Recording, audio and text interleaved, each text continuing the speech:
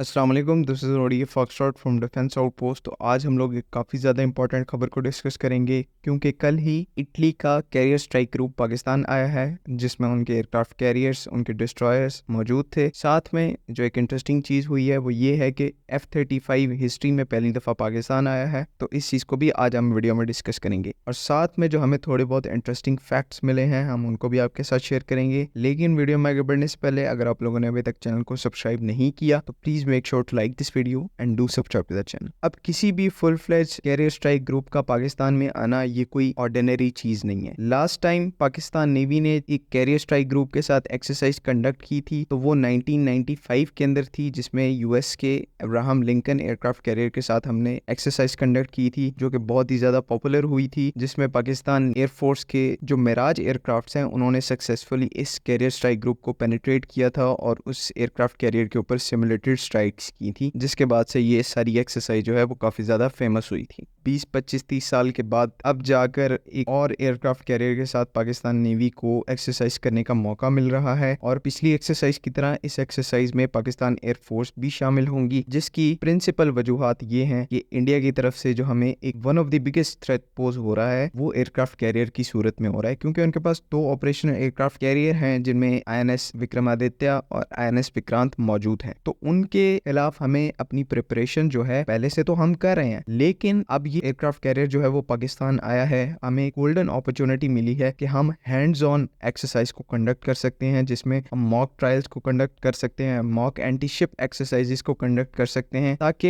एक better experience मिले pilots को और ग्राउंड क्रू को एक एयरक्राफ्ट कैरियर को टेक डाउन करने के लिए कौन कौन सी चीजें रिक्वायर्ड होती हैं और आपको बैटलफील्ड में ऑपरेशंस में किस तरह से परफॉर्म करना होता है। तो कई लोग ये कह रहे हैं कि ये सिर्फ एक नॉर्मल रोटेशनल डिप्लॉयमेंट है, इससे ज्यादा कुछ नहीं है, इसकी कोई सिग्निफिकेंस नहीं है और ना ही कोई स्पेशल एक्सरसाइज कंडक्ट की जाएगी पाकिस्तान के साथ। तो नॉर्मली इस बात को हम लोग मान भी लेते अगर इस कैरियर स्ट्राइक ग्रुप का पाकिस्तान के अंदर जो स्टे है वो 1 दिन का होता, चंद घंटों का होता, इस तरह से होता तो हम लोग इस चीज पर एग्री कर जाते कि ये जो स्ट्राइक ग्रुप है अपने रास्ते में जो है वो पाकिस्तान रुका है, जिसमें उन्होंने रीसप्लाई किया है, रिफ्यूल किया है और वो आगे चले गए। लेकिन इंटरेस्टिंगली यहाँ पर ये जो विजिट है वो पूरे 3 दिन पर मुश्तमिल है। मतलब 3 दिन बहुत ज्यादा होते हैं एक कैरियर स्ट्राइक ग्रुप के लिए किसी भी पोर्ट के ऊपर रुकना और किसी भी एक मुल्क को विजिट करना। मतलब इस बात का क्या है कि यहाँ पर ऑब्वियसली कोई बड़ी एक्सरसाइज की प्लानिंग चल रही थी और मजे की बात ये जो एयरक्राफ्ट कैरियर है ये पाकिस्तान आने से पहले इंडिया भी रुका है, लेकिन वहां पर इसका स्टे सिर्फ 2 दिनों का था, जिसमें अच्छी खासी एक्सरसाइजेस को इंडिया के साथ कंडक्ट किया गया। नॉर्मली वो डुओ एयरक्राफ्ट कैरियर एक्सरसाइजेस थी जिनमें उनके एयरक्राफ्ट कैरियर भी शामिल थे, इटली के और इंडिया के भी। तो 2 दिनों में उन्होंने एक्सरसाइज कंडक्ट करके इटालियन एयरक्राफ्ट कैरियर जो है वो पाकिस्तान आ गया। लेकिन यहाँ पर फिर वही बात, पूरे 3 दिन का स्टे है और ना ही एक तो हमारे पास एयरक्राफ्ट कैरियर्स हैं कि हम उनके साथ प्रॉपर ज्वाइंट एक्सरसाइज कर सकें। इस चीज की कोई सेंस नहीं बनती अनटिल और अनलेस के पाकिस्तान नेवी और एयरफोर्स ने बहुत पहले से इस चीज को प्लान किया हो कि इटालियन कैरियर स्ट्राइक ग्रुप आएगा तो हम एक बहुत ही ज्यादा कॉम्प्रिहेंसिव एक्सरसाइज को होल्ड करेंगे, जिसमें एक सिमुलेटेड तरीके से पूरे